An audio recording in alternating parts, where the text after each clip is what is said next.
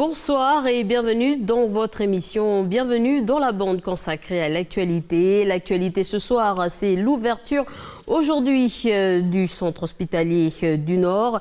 Pour en parler, Joachim Tutugoro, bonsoir. Bonsoir Calédonia. Alors vous êtes le directeur du CHN. Merci d'avoir accepté notre invitation. L'hôpital s'est ouvert aujourd'hui. L'accueil du public s'est bien passé. C'est bien passé. Les premiers patients, en tout cas le premier patient est arrivé très tôt ce matin.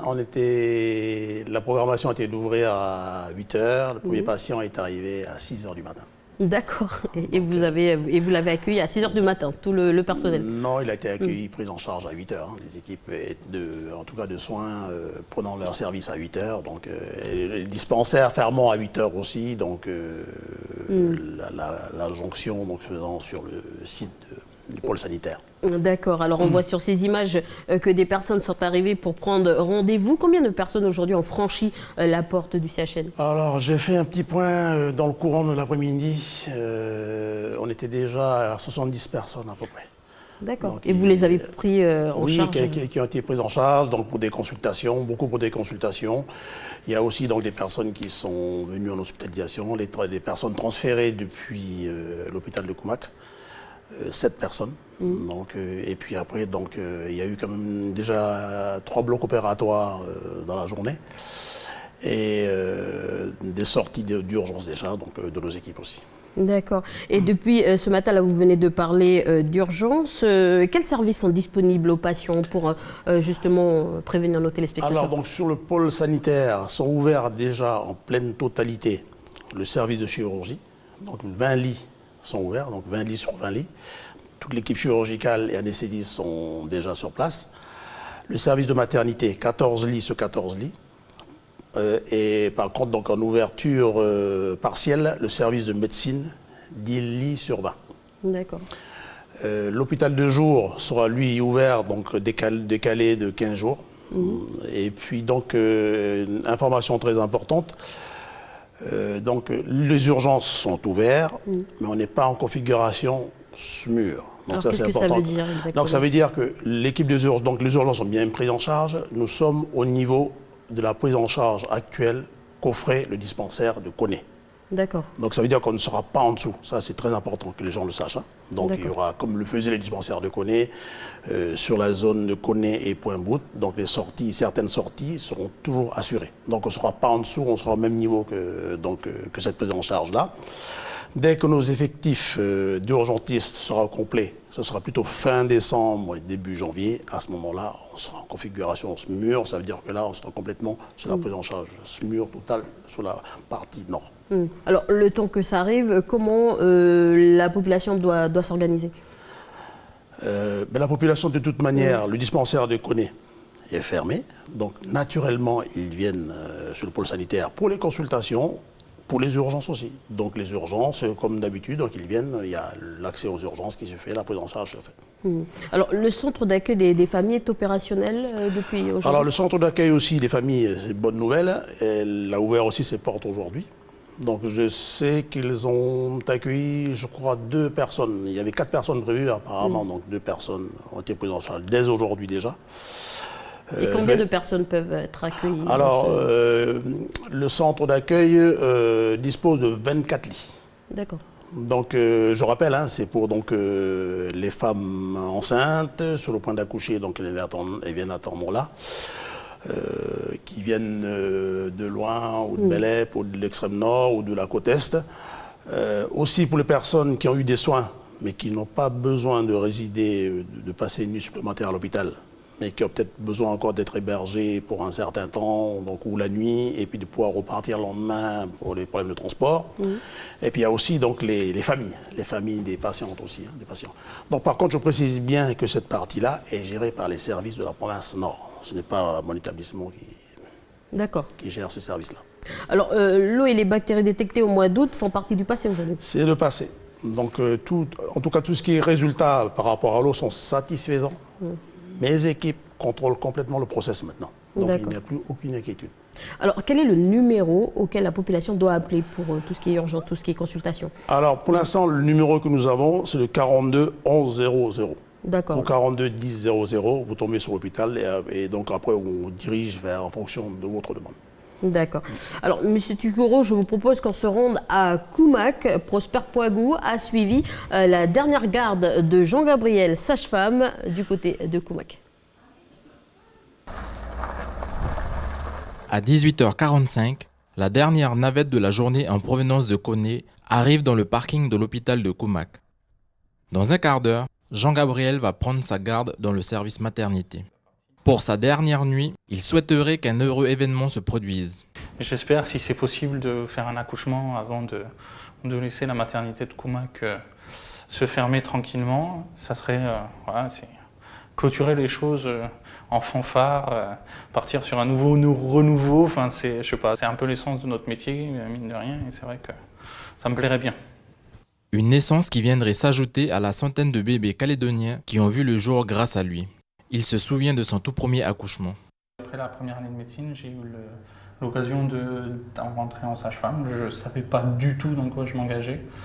Et quand j'ai vu mon premier accouchement, un petit garçon qui s'appelait Elliot, je me suis dit oui, si, ça je peux le faire tout le reste de ma vie, ça me plaît.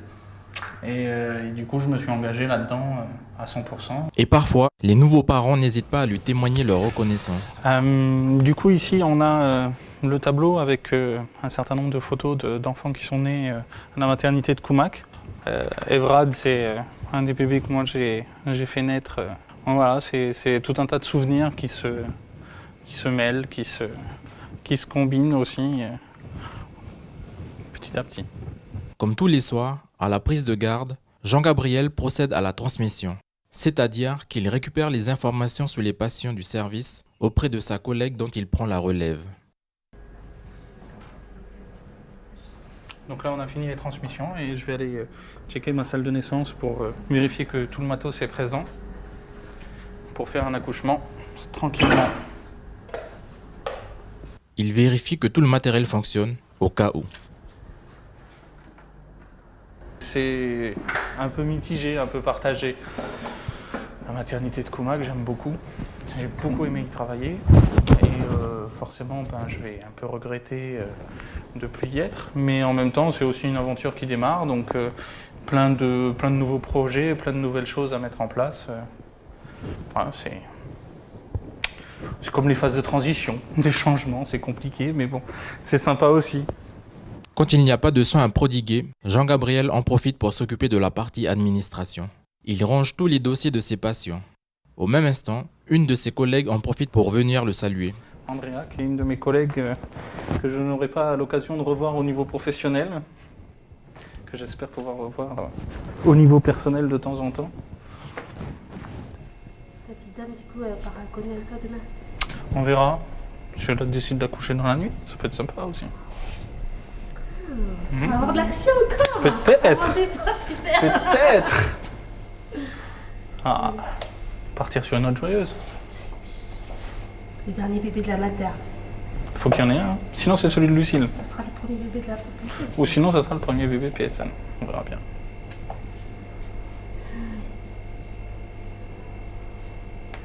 Je vais vers ma vieille verrouille. Je suis aux urgences. Alors, Monsieur Tutugoro, le personnel de Koumak et de Pointe-du-Mien est définitivement réaffecté à Koné comme il était prévu. Donc les personnels donc, de Koné surtout, qui étaient prévus au départ donc, sur Koné, et donc à cause du report de l'ouverture, donc a été affectés sur Koumak et Pointe-du-Mien. Je vous rappelle quand même que nous avons organisé des navettes quotidiennes matin et soir pour ces personnels-là, parce que ces personnels-là avaient leur domicile sur Koné et Pointe-Bout. Donc nous avons organisé donc, des navettes quotidiennes. Je leur tire mon chapeau en passant. Est-ce que ça a été difficile justement de l'organiser? Ce n'était pas évident, c'était tous les jours, donc il fallait des mises à jour tous les jours, il fallait qu'on soit assez réactif, c'est surtout cela. Les navettes quand même, donc les chauffeurs, ce sont nos ambulanciers, nos brocardiers, qui étaient nos propres chauffeurs aussi, donc qui étaient là, qui étaient sur Koné, qu'on a dû affecter donc, en tant que chauffeur, donc faire ces navettes-là. Ça a pu se faire. Et les brancardiers reprendront leur service. Ici. Donc voilà. Et donc je disais que je les félicite en tout cas ces personnels-là parce que c'était pas évident d'avoir son domicile à Koné et d'accepter des horaires de 8 heures ou 12 heures. Et quand vous faites des navettes comme ça vous prend 3 heures de votre trajet. Vous rentrez chez vous le soir à 9 heures et vous repartez, il faut vous lever le lendemain à 4 heures pour repartir. Donc à tous ces personnels-là, je les félicite, je leur tire mon chapeau. Mais aussi bien aussi, hein, c'est une aventure humaine, comme le disait Jean-Gabriel, c'est une belle aventure humaine. Ça a permis, en tout cas ce retard ou ce différé là, de l'ouverture, ça a permis à ces personnels-là, qui ne connaissaient pas forcément le Nord, ou ne sont pas forcément originaires d'ici, de s'adapter au pays, à l'environnement de soins du CHN, comment est-ce que ça marche, et puis surtout donc, de rencontrer aussi les autres collègues qui, eux, sont toujours sur les sites de Pointe-Dimy et Koumak. On sait toujours que quand au sein d'une même entreprise, d'une même administration, quand on se connaît au moins par la vue ou pour avoir échangé, c'est beaucoup plus facile de faire avancer le travail. Et sur le côté culturel, par rapport à Jean-Gabriel, les sages-femmes hommes sont bien accueillis aujourd'hui par les... Oui, alors sages-femmes hommes, on dit dans le langage les maïeuticiens. Oui, c'est ça. En fait, il n'y en a pas beaucoup. Hein. On n'a pas, dans le CHN, je crois que c'est le troisième maïeuticien homme que nous avons eu. Mais c'est vrai que c'est beaucoup plus une profession féminine, majorité féminine. Mais je crois qu'ils ont tous fait... Ils ont tous fait leurs preuves. Je crois que personne ne voit la différence. Peut-être demander aux mamans, mais je ne suis pas... Alors, une dernière question pour revenir. On rappelle, les hospitalisations en service de médecine ont toujours lieu à Koumak ou également sur Koumak? Alors, à Koumak, donc, depuis 16 heures aujourd'hui, le bloc opératoire, la chirurgie et la maternité ont fermé les portes. Donc, il ne reste plus sur Koumak le service de médecine et les urgences. Donc là, je tiens à le répéter, le service Koumak n'est pas fermé. Donc, pour bien... bon, il faut toujours le répéter parce que les gens... et donc, sur Koumak, donc, à venir, donc, à partir de l'année prochaine, donc, vous avez un service de soins de suite qui va ouvrir. Il y a des travaux d'aménagement à faire et donc aussi des lits pour le CHS, Centre Hospitalier Albert Bousquet. Et donc, il y a aussi des travaux de rénovation des services pour pouvoir accueillir ces futurs hospitalisés. Alors, nous arrivons à la fin de cet entretien. Est-ce qu'on peut rappeler le numéro peut appeler la population pour les urgences? Donc, il y a deux numéros 42 10 00 ou 42 11 00. Donc, vous serez après redirigé en fonction des demandes que vous faites. Merci, M. Tutugourou, d'avoir accepté cette invitation ce soir. Merci. Voilà, c'est la fin de cette émission et donc je termine avec cette information football. Donc les filles, les Calédoniennes ont perdu face à la Papouasie-Nouvelle-Guinée avec un score de 6-1. Voilà, je vous souhaite une très bonne soirée. C'est la fin de cette émission. Je vous retrouve demain pour l'actualité.